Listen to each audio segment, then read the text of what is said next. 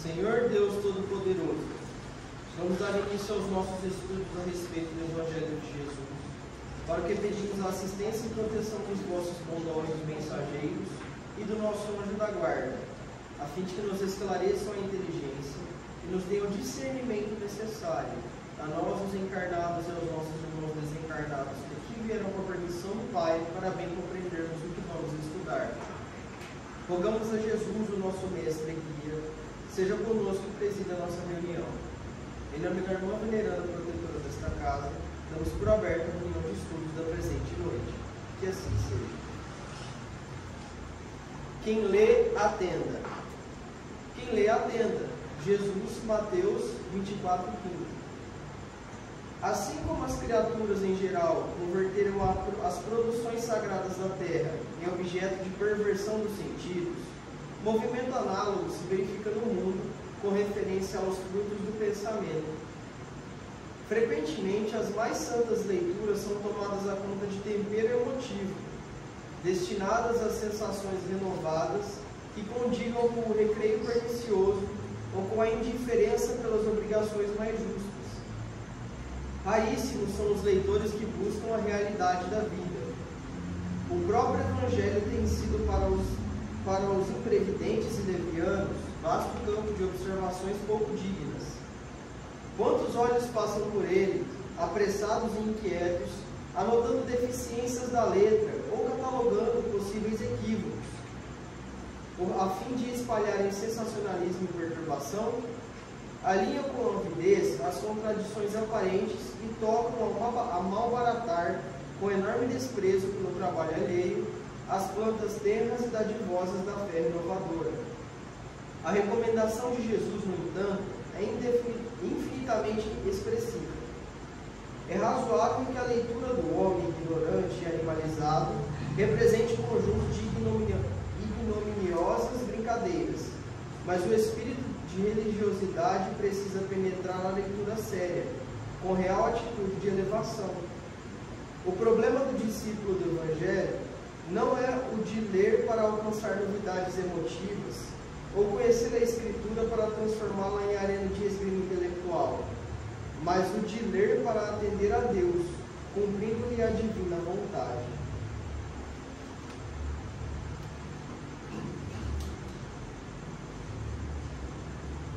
Pai nosso que estás no céu, santificado seja o vosso nome, Senhor. Que venha a nós o vosso reino, que seja feita a vossa vontade, assim na terra como no céu. O pão nosso de cada dia nos dai hoje. Perdoai as nossas ofensas, assim como nós perdoamos aos que nos têm ofendido. Não nos deixeis que entremos em tentações, e livrai-nos de todo o mal, porque seu é o Rei, o poder e a glória para sempre. Amém. Espíritos esclarecidos e benevolentes, bondosos mensageiros de Deus, que tendes por missão assistir aos homens e conduzi-los pelo bom caminho, sustentai-nos nas provas desta vida. Dai-me força para suportá-la sem murmurar. Afastai de mim os maus pensamentos e fazei que eu não venha entrar na nenhum espírito que tenta seduzir e conduzir-me no caminho do mal. Esclarecei-me a consciência com relação aos meus defeitos e tirai-me de sobre os olhos o véu do orgulho capaz de impedir-nos de perceber e confessá-los a mim mesmo. A ti, sobretudo, bondoso anjo da guarda, que mais particularmente verais por mim, e a todos vós, espíritos protetores, que por mim vos interessaram, fazei que me torne digno da vossa proteção. Conheceis as minhas necessidades, que elas sejam atendidas segundo a vontade de Deus. Que a paz que irradia do coração de Jesus e que abrange toda a terra, possa ser assimilada por todos os corações aqui presentes, tanto encarnados quanto desencarnados, para que de vossa dessa paz possamos compreender as leis que regem o espiritual e dê a sabedoria de praticá-los em nossa vida. Em nome do nosso Mestre amado Jesus, da irmã veneranda e sua equipe espiritual que nos assiste, bem como dos nossos anjos da guarda, solicitamos que a água aqui exposta seja purificada em nosso benefício. Que assim seja, damos graças a Deus. Amém.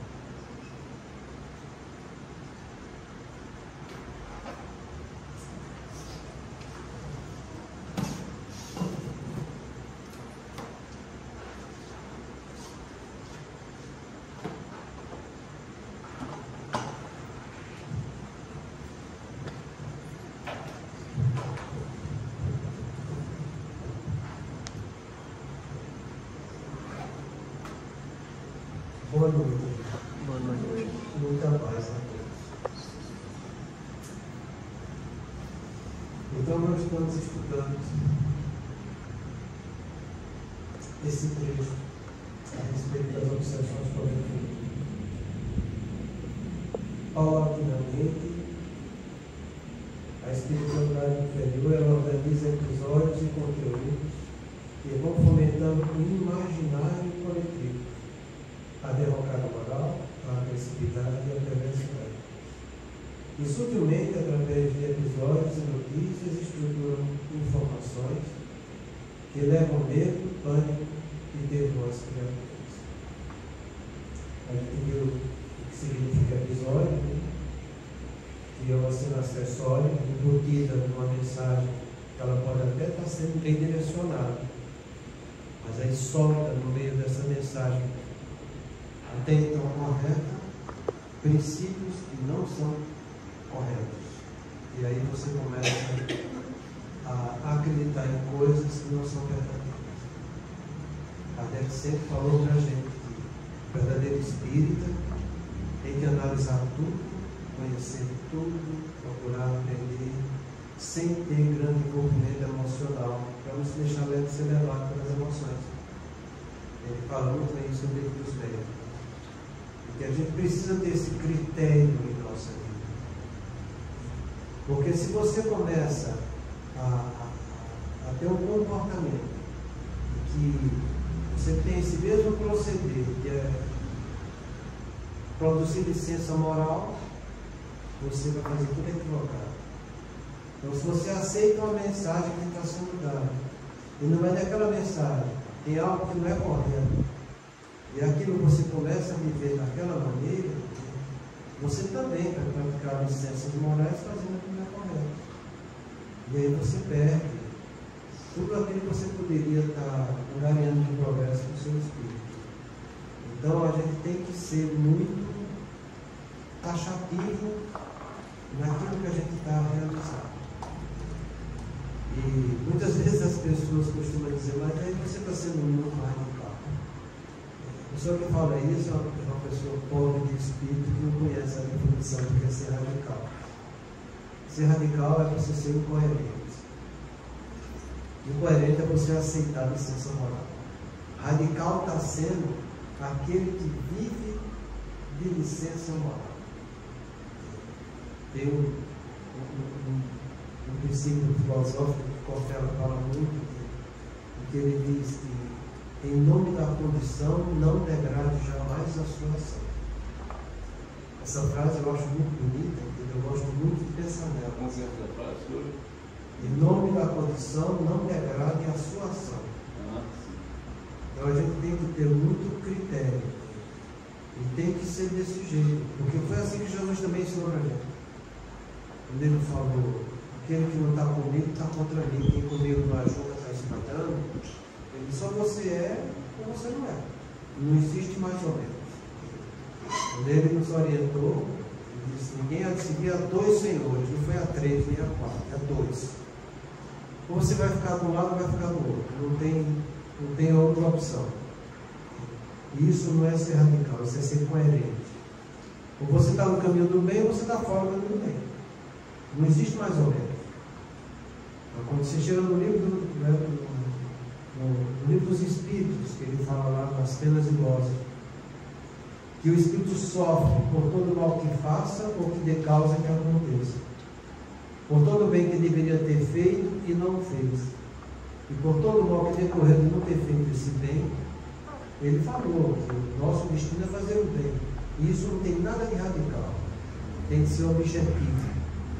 Então você quer ter a espiritualidade superior do seu lado? Você quer que o seu anjo da guarda venha me ajudar? Você quer que os espíritos familiares continuem se esforçando para te trazer boas inspirações? Pois mostra que você é capaz de pelo menos fazer esse critério na sua vida, de olhar para você e não querer arrumar licença moral para continuar fazendo coisa errada. Porque é isso que eles querem fazer com a gente, e é assim que eles fazem na influência coletiva. Então você analisa o que está chegando para você nas mídias, entende, de uma maneira geral, entende, e você vai ver o que chega, se é realmente bom ou se não é bom. Do mesmo modo, a gente fala a respeito de conteúdo, né? Que é justamente aquilo tudo que chega através da mídia. E a gente viu a semana passada que esse imaginário que eles colocam na gente, esse imaginário, é para que aconteça essa derrocada moral, sabe? E a gente viu a semana passada um pouco a respeito disso, né? Derrocada, que é a decadência moral. Decadência de conduta, decadência de deveres, decadência de costumes. E quando você fala de conduta, é muito interessante você entender essa palavra conduta. Porque a conduta ela se refere a padrões íntimos da pessoa em que ela está seguindo os seus valores íntimos. Então, quando ele fala derrocada moral, isso quer dizer o seguinte: você pode até ter bons valores íntimos, que são os padrões da tua conduta. Você vai ser convidado a corromper isso. E aí que está o X da questão. Se a gente já tem alguma coisa boa, até isso que é bom, eles vão fazer de tudo para nos influenciar, e você pare de trabalhar isso que é bom, de valores que você tem. Deveres é do mesmo modo. Deveres são obrigações morais que a consciência nos impõe. Obrigação. Entende? Então você vai ver que vai vir sugestões para que você não cumpra as suas obrigações. Entende? Você sabe as suas obrigações que você tem dentro da sua casa? Você sabe. Tem que ser um cônjuge honesto. Entende? Em relação ao que é o mental, né? A gente já estudou isso aqui, sabe? Que o respeito refere-se a você ser leal, ser justo e ser honesto. Então esses princípios em relação ao horizontal, que está entre você e seus irmãos, você e sua esposa, esposo, você no meio socioeconômico, de uma maneira geral, você no meio da sociedade, você tem que aprender a primar por isso. Ser honesto, viver só na verdade, ser leal, cumprir os seus valores, ser justo, saber que vai ter direito porque você cumpriu os deveres. Se você não prima isso dentro da tua casa com o teu companheiro, tua companheira, se você não prima isso dentro dos irmãos que estão vivendo sob o mesmo teto, se você não dá valor para isso no meio que você está vivendo, na sua profissão, você é um zero à esquerda. É um zero à esquerda. Adriano, você se contém.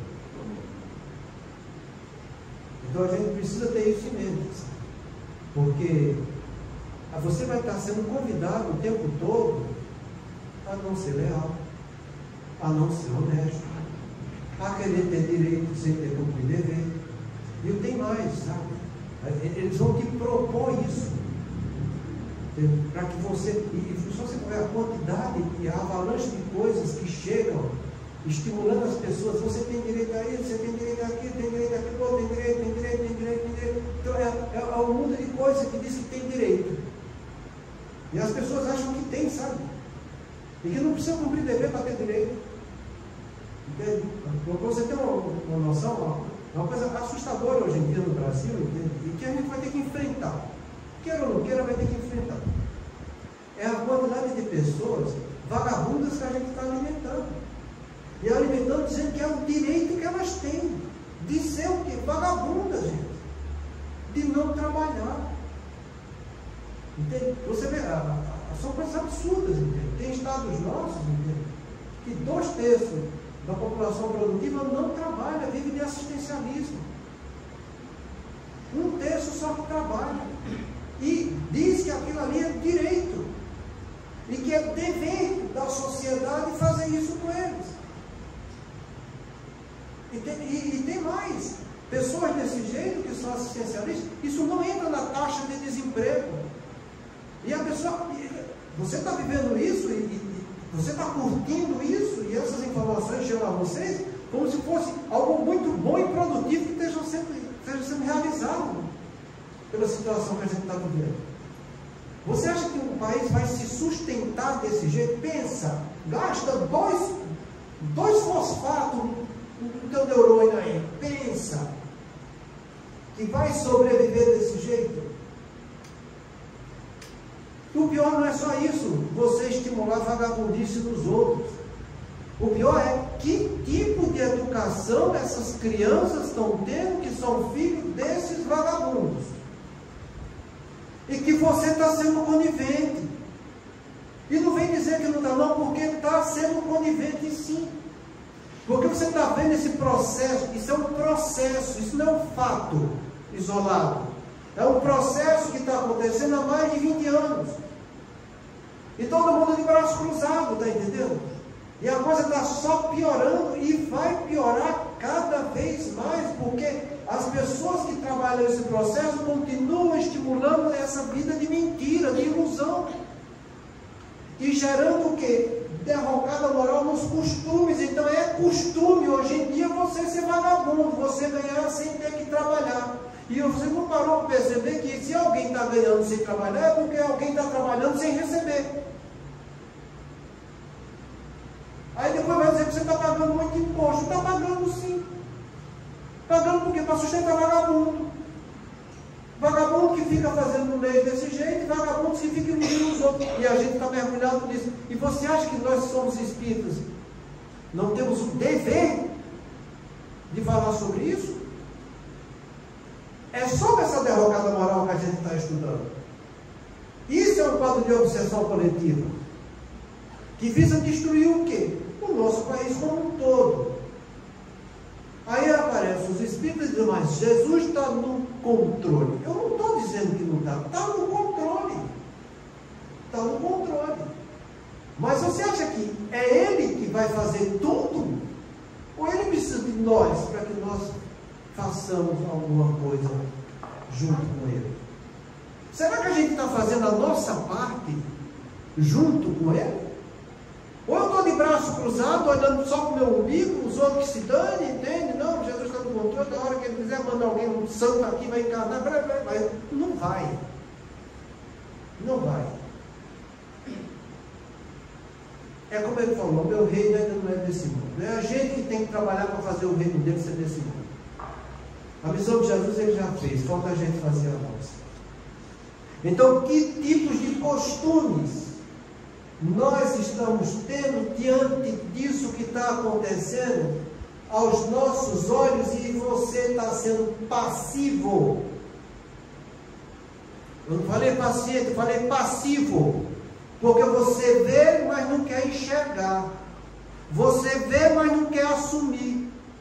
Você vê, mas não tem peito de a luta. E no entanto você se diz espírita cristão. Espírita cristão colaborando com a ilusão dos outros? Com a preguiça dos outros? Estimulando para que esse processo se continue?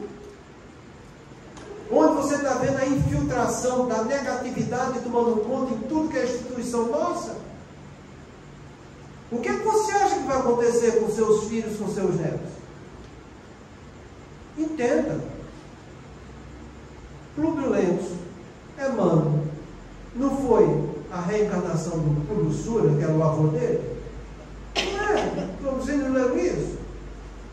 Pois é. Quem você acha que vai ser o neto do teu filho? As encarnações nossas são consorciadas. Normalmente a gente fica se mesclando no meio daquela mesma família. Daqui a alguns aos 100, 150 anos, poderemos estar reencarnando novamente aonde? No meio dessa mesma família. E que eu vou receber as consequências do que vai estar acontecendo lá na frente pela minha passividade no que eu fiz hoje. Eu vejo as pessoas reclamando hoje aqui no Brasil, mas eu devia ter sido em outro país, porque aqui só tem impunidade, só tem corrupção. Será que você não deu bem entender que há 200 anos atrás você estava aqui? E colaborando com toda essa degradação que hoje em dia está desse jeito? Será que você não dá bem entender que você participou da Inquisição? E que hoje em dia você é espírita sendo trabalhador de última hora? Será que sendo trabalhador de última hora você tem licença moral para dizer isso? Eu não vou me preocupar, porque eu vou estar na conta de Jesus e de Deus, eu não quero nem saber. Se o governo quer fazer assim, faça, eu fecho meus olhos, que nem Pilatos, lava as mãos. É sobre essa derrocada moral que a gente está estudando. É muito bonito a gente falar aqui, do jeito que ele escreveu, derrocada moral, entende? Que ele planta no imaginário essas coisas, entende? Para que você conviva com o que é degradante, e você participe do que é degradante, achando que você está numa boa, e que os outros é que são os outros. E não é desse jeito, aí faz parte de um contexto. E de um contexto que você está inserido nesse todo. Então, que tipos de costumes eu estou gostando de viver? Que tipos de costumes eu estou mergulhado e que eu não estou nem analisando? Não estou nem me preocupando com isso. Porque o que me preocupa é eu ter a minha casa, ter meu carro, meu celular, ter meu emprego, ter minha comida, e o resto que se dane. O nome disso não é ser egoísta? Aí depois chega na casa espírita, chega na doutrina, fora da caridade não tem salvação. Que caridade que é essa? A gente tem que acordar para isso. Porque se falar de derrocada moral, você vai ficar boiando, sem imaginar o que está acontecendo. Mas quando a gente traz alguns exemplos que chocam, a pessoa acha errado. Falar de política, falar de sexo, dizer que aborto é uma questão de saúde pública, que todo mundo acredita que é, e o pior é que vão com essa narrativa falando, daqui a pouco você acredita que é. Então não precisa ter educação sexual. Educação não precisa, porque as consequências da minha deseducação, que é o sexo desvairado com procriação indevida, é a saúde pública. O governo vai lá e resolve, faz o aborto e estamos tudo resolvidos. Aí você pergunta: quer matar teu filho? Não. Só porque ele já saiu do útero. Mas como está dentro do útero, a gente pode matar. É isso que é sofisma, está entendendo? É isso que é a minha verdade. E você vê, a expectativa de aborto no Brasil por ano é de 1 milhão de abortos. Gente, aborto dá com pau, meu. Na tua família, por acaso, ninguém praticou aborto? Impossível, né?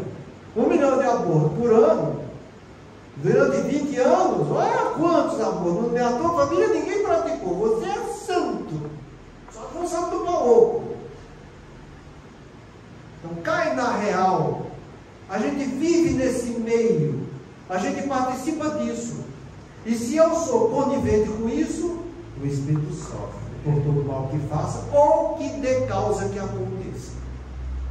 Por todo o bem que deveria ter feito e não fez. E por todo o mal que decorreu de não ter feito esse bem. E aí, como é que fica a gente? Então veja os costumes. Vê a quantidade de bebida alcoólica que existe no Brasil. Ah, mas é normal, é costume. Não é normal, pode ser comum, mas não é. Hoje mesmo eu peguei um artigo, levei até para casa, você estava até vendo lá. Tolerância para álcool e demência, zero. Tomou um gole, 16% a chance de você ter demência, de ficar demente, não ficar mais velho. Está falando alguma coisa aí do governo? Não. Por quê? Porque não é imposto. Então eles não vão divulgar isso aí. vão perder imposto? E as pessoas que vivem disso? Levando bebida para os outros, embriagando os outros, viciando os outros, colaborando com a demência dos outros. Quer dizer que na tua família ninguém bebe? Quer dizer que você também não bebe? Então cai na real. Ah, mas ninguém é de ferro. Isso é licença moral, meu. Ou você é ou não é. É como Jesus falou, ou você dá testemunho de mim diante dos homens, ou eu também não vou dar testemunho de você diante de Deus. E pronto, acabou. Foi essa a orientação que Jesus deu para a gente. Então, que costumes nós estamos vivendo e que a gente está mergulhado nisso? Até que ponto eu não sou responsável por isso, porque eu não estou divulgando essa verdade para os outros? População brasileira, 62% acima de peso. E aí? É normal, mas todo mundo está, todo mundo come. Não, isso é licença moral, isso é falta de educação, isso é vício. Obesidade grau 1 antecipa a morte em 1 ano. Obesidade grau 2 antecipa em 3 anos. Obesidade grau 3 antecipa em 10 anos. Isso é um trabalho que saiu agora em 2018. Graças a Deus eu consegui pegar esse trabalho direitinho, já está tudo para apresentar aí na segunda-feira. Quando chegar o momento, né? Porque haja abolição difícil de terminar. Mas a gente vai chegar lá uma hora. Aí você olha também para as pessoas em perspectiva de enlace afetivo. Mais de 65% dos casamentos estão desfeitos em 15 anos. Pô, meu, a regra agora é você casar para descasar. São 65% que está desfeito em 15 anos. Pô, tudo bem. E os filhos? O que é que vai ser dessas crianças? Você gostaria na sua vida, quando você era criança, de não ter tido um pai ou uma mãe?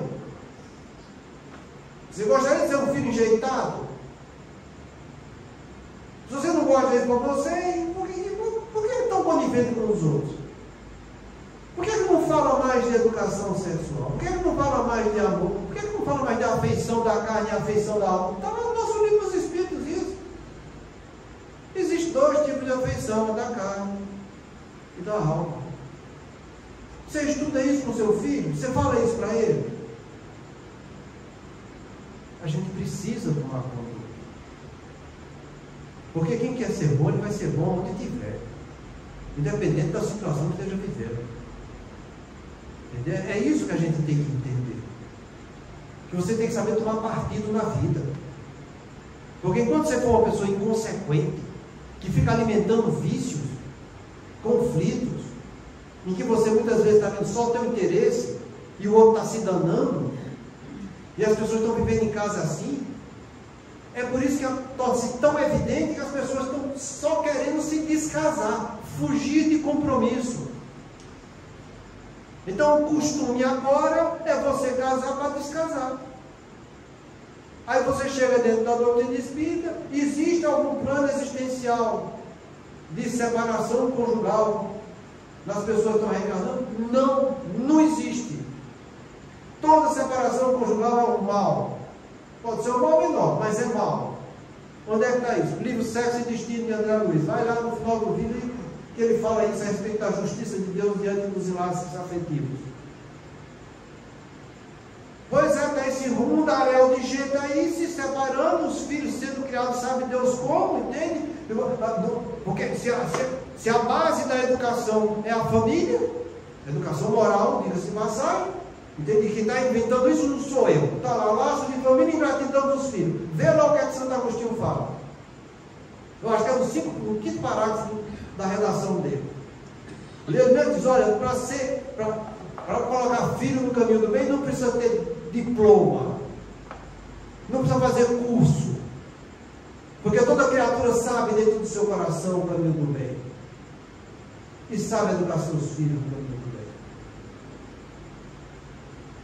A gente está fazendo isso?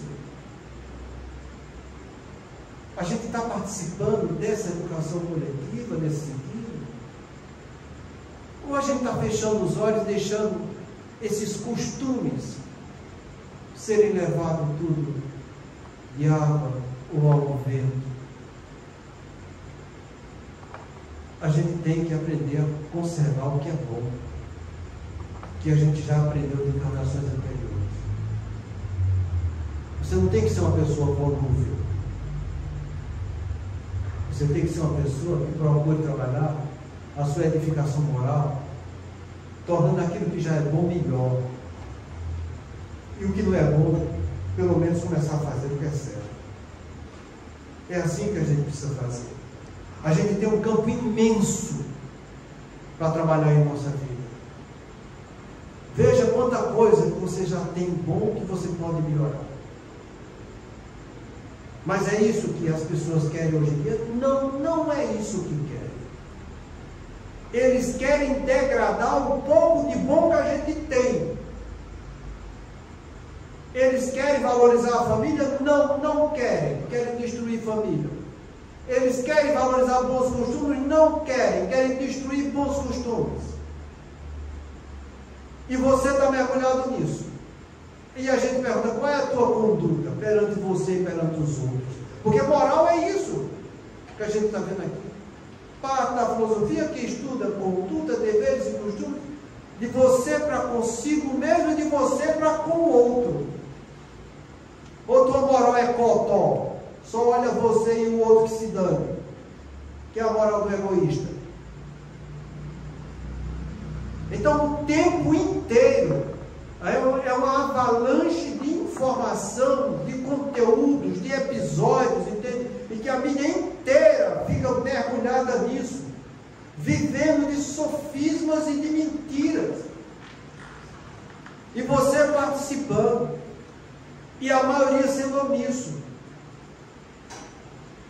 O que será que a nossa consciência vai dizer para a gente amanhã? O que será que vai acontecer comigo quando eu chegar no mundo espiritual?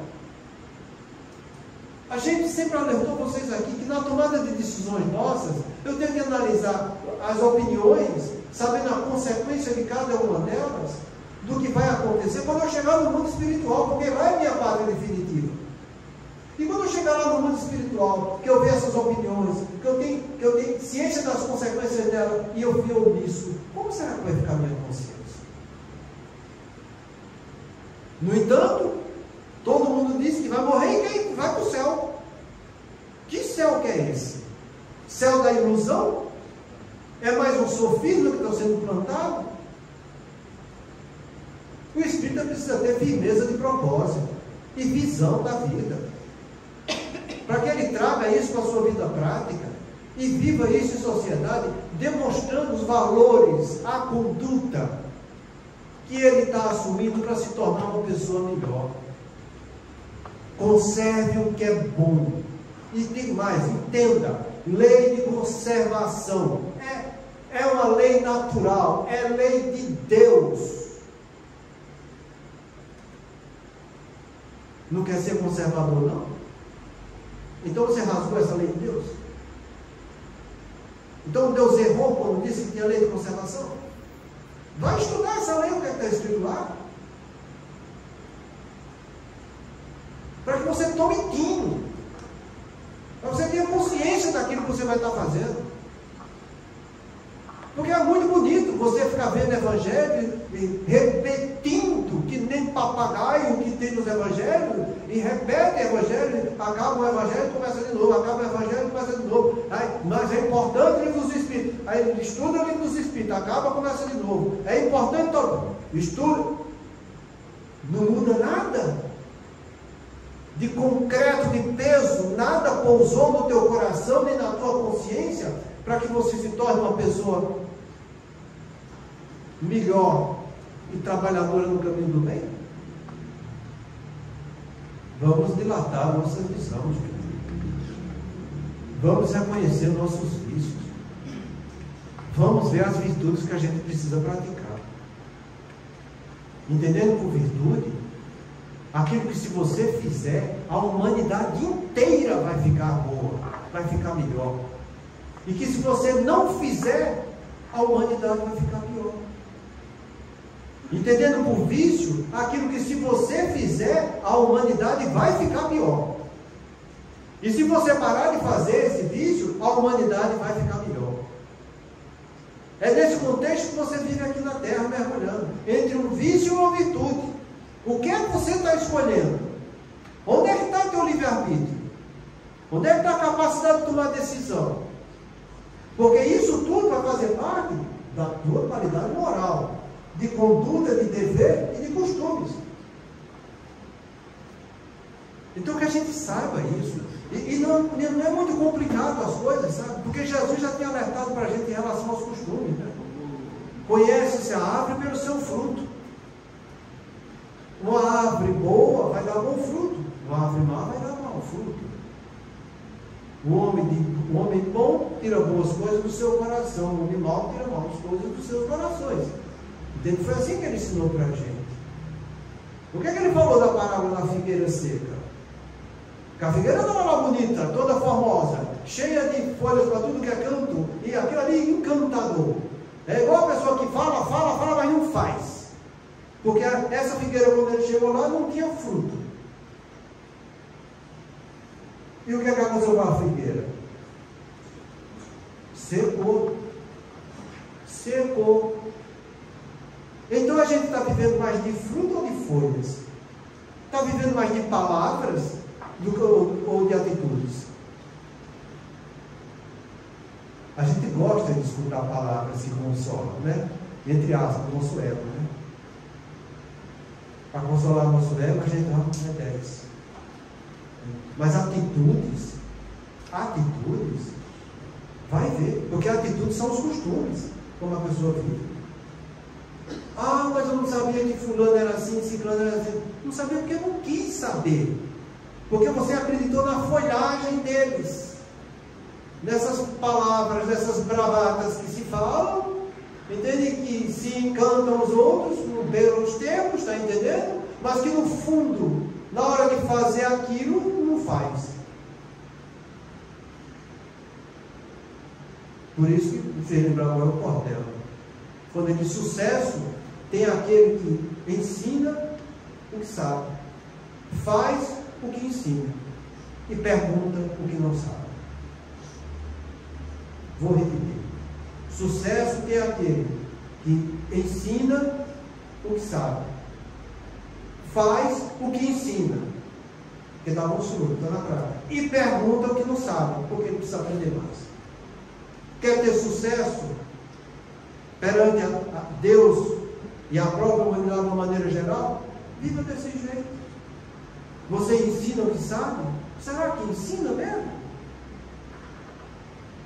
Isso tudo que a gente já falou aqui, inclusive da educação sexual, será que você faz o que você ensina? Será que você é correto desse jeito também? E será que você pergunta o que não sabe, para você se tornar melhor ainda? Então são essas coisas que a gente tem que amadurecer um pouco na nossa vida, porque a quantidade de informação que chega da espiritualidade inferior é uma coisa assustadora.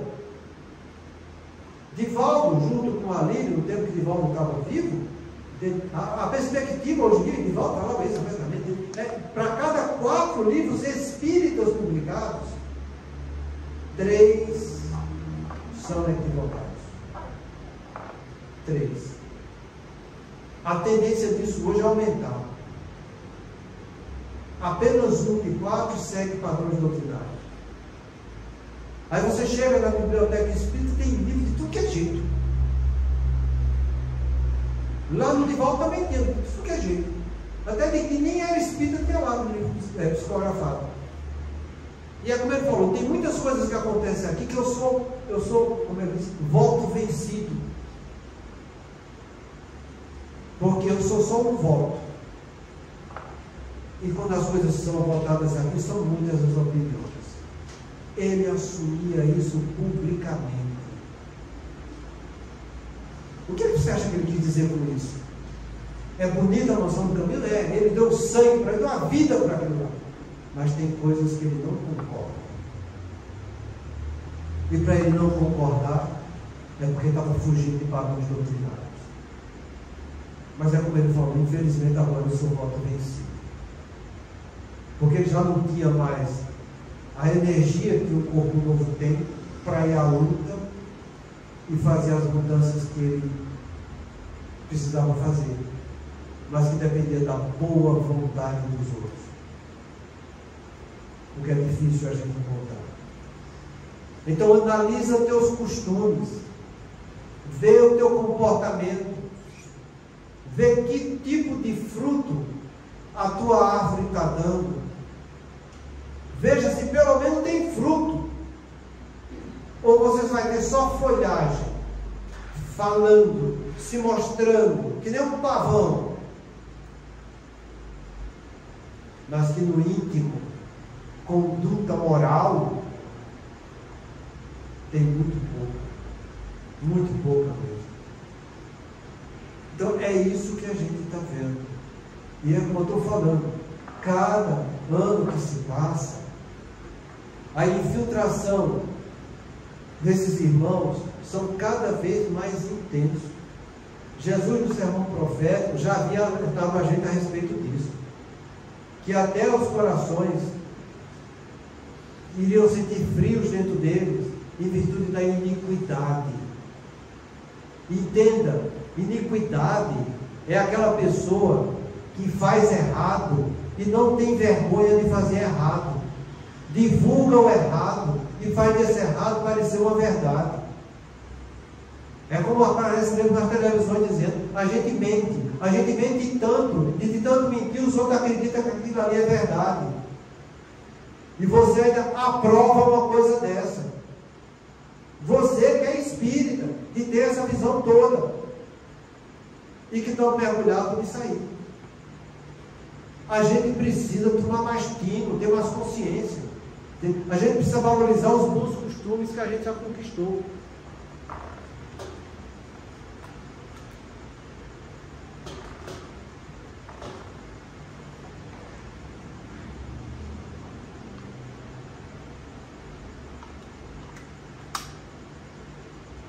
O homem prevenido lá por 2. Mas é mais ou menos assim mesmo, sabe? Você tem que saber planejar as coisas. Mas para você planejar, você tem que saber tomar decisões.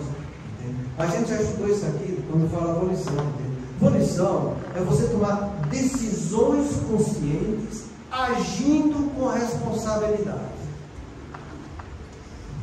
Decisão consciente, agindo com responsabilidade. É essa vontade que está escrito no nosso livro dos Espíritos. Quando você lê lá que ele está vontade, é isso, decisão consciente para ser colocada em prática com responsabilidade. A pessoa pode vencer seus maus instintos? Pode. O que lhe falta é vontade. O que falta é você tomar decisão consciente e ter responsabilidade. É isso que falta, que ele está dizendo. E ainda diz, mas são poucos os que se esforçam. O esforço, entendeu? É uma motivação consciente. É você se sentir motivado com lucidez para ir em busca da verdade. Você tem que se esforçar nesse sentido.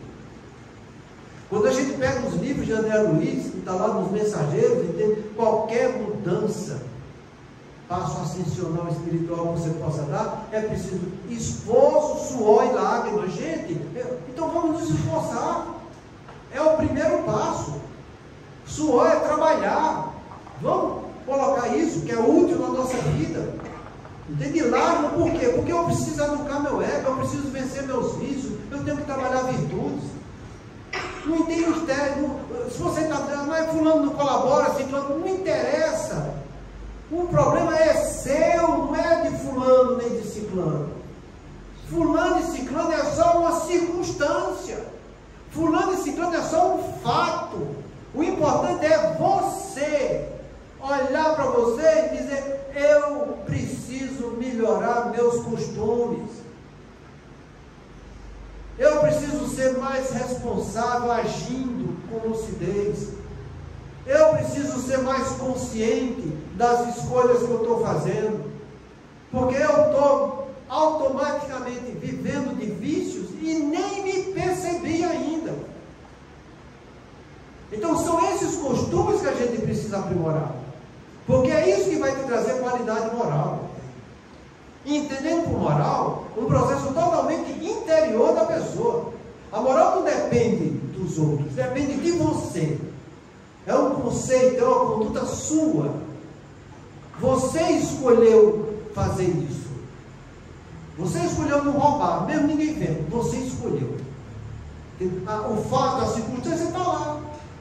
Entende? Se você escolheu não roubar, não vai roubar. Está lá. Agora, se você escolheu roubar, aí sua moral é uma questão íntima sua, é um pouco vacilante. Você precisa ter mais firmeza de propósito. Então, não vai confundir ética com moral, porque ética são conjuntos de regras exteriores que vêm para tentar regularizar aquilo que a tua moral não dá conta. Quando a tua moral não presta, ela é vacilante, não dá conta, aí se monta um monte de regras éticas para dizer, ou você faz isso diante do contexto que você está vivendo, ou então você vai para a cadeia. Você vai pagar por isso. Isso é ética. Numa sociedade moral não precisa princípios éticos, porque a moral dá conta por ela mesma. Então pensa, a gente está falando aqui numa coisa de ética, questões morais, derrocada moral. É você, no seu interior, se corromper com você mesmo, só para sentir prazeres momentâneos de vícios fugazes. Por quê? Porque vício é desse jeito. Você nem terminou de realizar ele, já está sentindo a falta dele de novo. E quer mais vício, e quer mais vício, e quer mais vício. Do mesmo jeito que uma pessoa que usa droga morre de overdose, você também vai morrer de overdose de qualquer outro vício que você esteja vivendo. Porque o comportamento do sistema de recompensa é o mesmo. Seja ele droga, bebida, vício moral, fofoca, padrão degradante, seja lá o que for, entende? Sexo, não interessa. O sistema de recompensa é o mesmo, independente do vício. Chega lá, é um prazer que ele está lá, porque o vício é aquele desejo que motiva para que eu sinta prazer. E que enquanto eu não estiver sentindo isso, eu vou estar sentindo a falta, o vazio e a dor, por não estar sentindo prazer. Então é uma coisa totalmente ilusória. É como você está comendo um bolo de chocolate. Você está lá doidinho para comer. Ficou uma semana sem comer. Está lá saindo chocolate pelas lágrimas. Primeiro pedaço que você bota na boca, você já fica chorando. Ai meu Deus, cadê o próximo? Cadê o próximo? Você nem engoliu. Você nem saboreou. Está pensando no próximo. É isso que você entende. Vício é isso. E é aí que está o negócio chamado de overdose. Porque aí você vai querer mais. É que nem a pamonha do Clóvis de Barros. Você já ouviu falar a pamonha do Clóvis de Barros? Você não viu? Vai ver. Bota lá a pamonha do Clóvis de Barros, você vai rachar de rir. Pamonha com o seu Clóvis de Barros. Entende? Ele fala que a pessoa chega lá morrendo de fome, e está morando em São Paulo, está lá na casa da pamonha, ele entra morrendo de fome, querendo comer pamonha.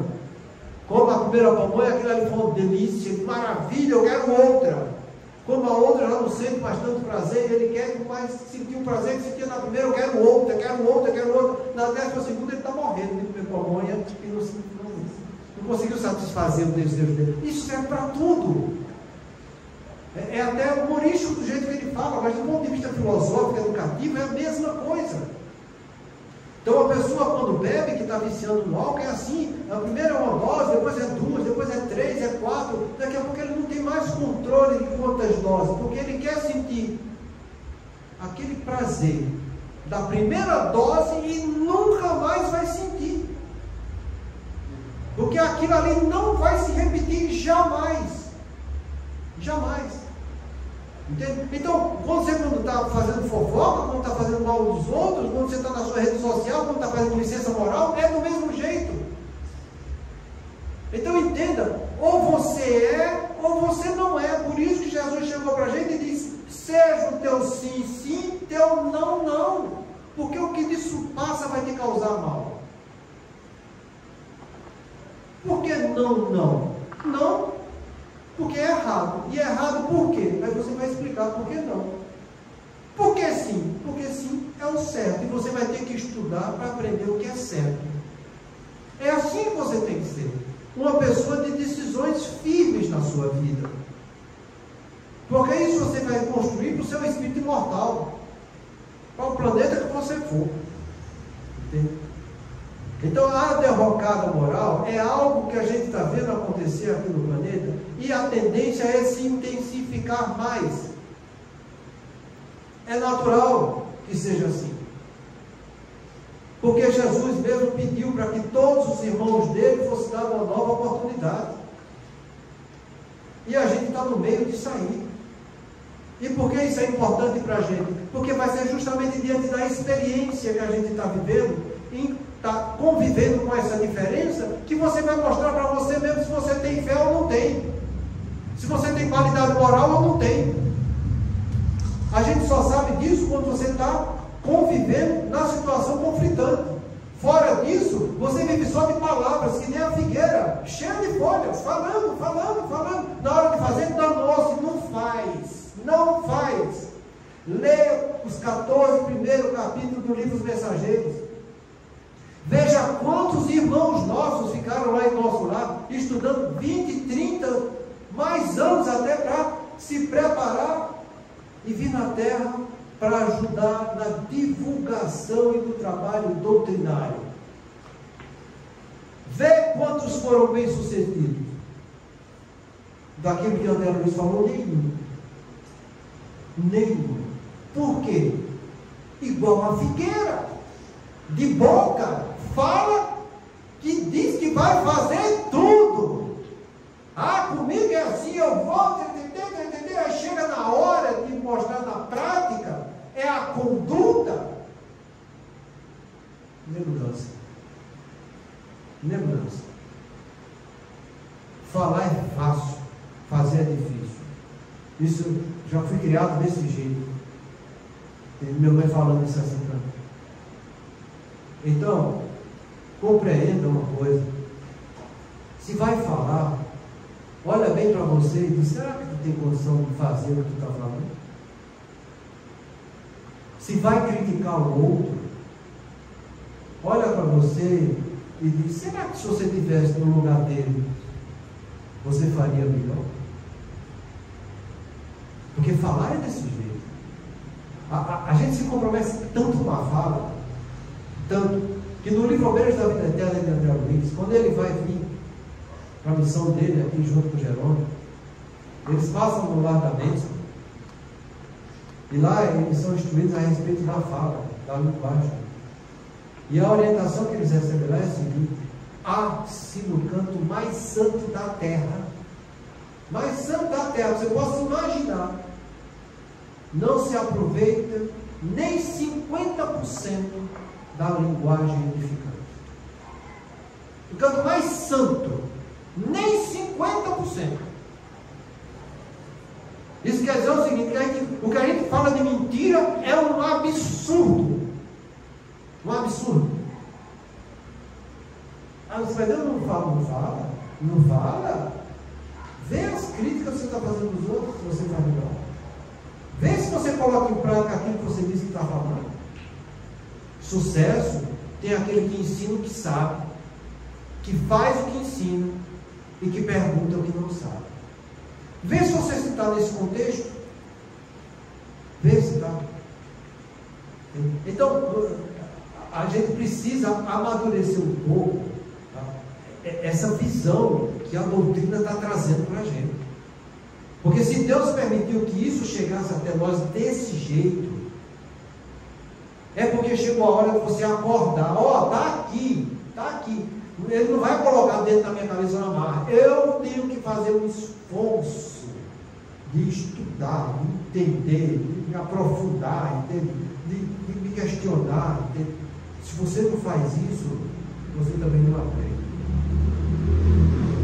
Aí é todo o espírita acha bonita aquela frase que tem no nosso Evangelho do Cristo Consolador: espíritas amai, eis o primeiro ensinamento, e instruí-vos, eis o segundo. A gente nem ama nem se instrui, porque a gente não extraiu ainda esse sentimento de amor que a gente precisa, que é o amor espiritual.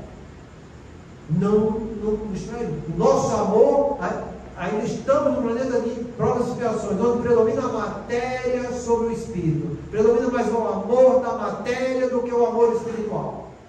Não vem dizer que você é diferente, porque não é. Não é. A gente faz parte desse contexto todo. A gente ainda não sabe o que é renúncia, nem o que é devotamento. Quer saber o que é renúncia? Vai ler a vida de Alcione. Vê se tu faz aquilo. Vai. Renúncia, aquilo era o começo do amor espiritual. Começo. Vai se devotar para o outro como ela se devotou, largando o planeta bom que ela estava lá, para vir aqui para a Terra, nessa confusão toda, e se expor a isso tudo. Isso é devotamento. Se doar pelo outro. Eu já falei para vocês, essa frase está no livro Do Mundo Maior, de André Luiz, quando ele fala no capítulo a respeito de sexo. Ele fala que no início, o homem caminha do amor animal para o amor espiritual. No amor animal ele tem o desejo e a posse. É para ele. À medida que vai convivendo, ele desenvolve a amizade e a simpatia. Para a partir daí, ele começar a extrair um pouco de renúncia e de devotamento. Porque renúncia e devotamento é o começo do amor espiritual. Estás renunciando? Está se devotando? Ou está aguentando na marra? Não sei se a aula já está terminando, mas eu poderia fazer uma pergunta do estudo de segunda-feira. Você explicou sobre emoção. Quer dizer, então, eu entendi que eu me critiquei dele, criticando, foi sobre isso, porque a reação vai depender da emoção que você tem. Não, a emoção é uma reação. A emoção é uma reação. A emoção é a reação. Qualquer fato ou qualquer circunstância que chega, a sensação que eu sinto de qualquer fato ou circunstância vai me causar uma reação. Essa reação é uma emoção. Essa reação ruim, no caso, eu faço fazer um comentário bem rápido. Meu pai morreu, eu morava em São Paulo. Até aqui, chegar aqui, eu tive que parar umas 10 vezes no banheiro porque meu intestino virou uma porcaria. Isso é uma emoção forte. Então, mas foi uma atitude errada. Não. Gente, isso não é uma atitude errada. A gente sente. Eu, na época, estava começando a ser espírita. Quer dizer, não sei se hoje a reação seria a mesma, né? De acordo com o conhecimento que o senhor adquiriu. Mas eu não sei. Eu posso lhe assegurar com toda sinceridade que durante toda a minha vida que eu vivi, a angústia mais importante, mais doída que eu tive na minha vida foi quando a minha mãe morreu. Seus maiores, né? É uma coisa que se vocês já passaram por isso, vocês vão saber como é. Se vocês não passaram ainda, vão ter que passar, mas é uma coisa muito dolorosa, sabe? Então é algo que a gente ainda, é como eu sempre falei, a gente ainda nós não nos preparamos para enfrentar a única certeza da vida, que é a morte. A gente vive nas incertezas do mundo inteiro e acha que tem certeza. Mas a certeza que a gente tem, que a certeza você não tem. Porque quando ela chega, você tem sempre uma baita susto, sabe? Mas eu vou falar muito de emoção. Vai ser muito bom. Eu fui para casa bem. Fica tranquilo, é só um pouquinho. Muita paz a Deus.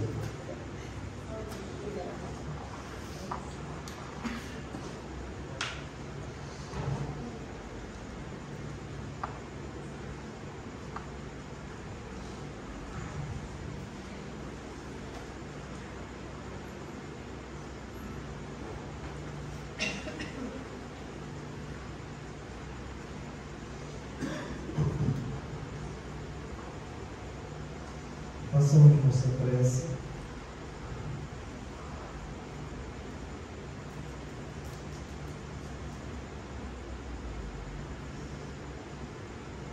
Examina teu desejo. Mediunidade é instrumento vibrátil, e cada criatura consciente pode sintonizá-lo com o objetivo que procura. Médium, por esta razão, não será somente aquele que se desgasta no intercâmbio entre os vivos da terra e os vivos da espiritualidade. Cada pessoa é instrumento vivo dessa ou daquela realização, segundo o tipo de luta que se subordina. Acharás o que busca em ensino o Evangelho, e podemos acrescentar: farás o que desejas. Assim sendo, se te relegas à maledicência, em breve te constituirás em veículos dos gênios infelizes que se dedicam à injúria e à crueldade. Se te detens à caça dos prazeres do sentido, cedo te converterás no intérprete das inteligências magnetizadas pelos vícios de variável expressão. Se te confias à pretensa superioridade sobre a embriaguez dos valores intelectuais mal aplicados, em pouco tempo te farás canal de insensatez e de loucura.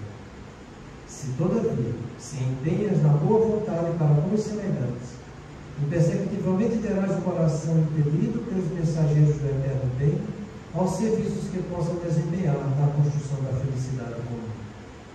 Observa o próprio rumo, para que não te surjam problemas de companhia. Desce a animalidade e encontrarás a extensa multidão daqueles que te acompanham com propósitos escuros na retaguarda. Eleva-te no aperfeiçoamento próprio e caminharás de espírito bafejado pelo concurso daqueles pioneiros da evolução que te precederam na jornada de luz, guiando-te as aspirações para as vitórias da alma. Examina os teus desejos e vigia os próprios pensamentos, porque somente onde situares o coração, aí a vida te aguardará com as asas do bem ou com as algemas do mal.